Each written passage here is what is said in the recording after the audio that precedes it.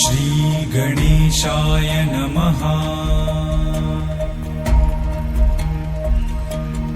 ॐ जपाकुसुमसङ्काशम् काश्यपेयं महाद्युतिं तमोरिं सर्वपापघ्नं प्रणतोऽस्मि दिवाकरम्। ॐ दधिशङ्खतुषाराभम् क्षीरोदार्णवसम्भवम् नमामि शशिनं सोमं शम्भोर्मुकुटभूषणम्। ॐ धरणीगर्भसम्भूतं विद्युत्कान्तिसमप्रभम् कुमारं शक्तिहस्तं च मङ्गलं प्रणमाम्यहम्।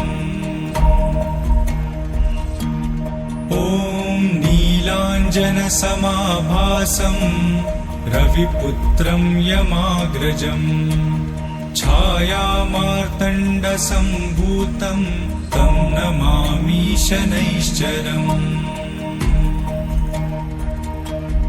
ॐ अर्धकायं महावीर्यं चन्द्रादित्यविमर्दनम् सिंहिकागर्भसम्भूतं तं राहुं प्रणमाम्यहम्।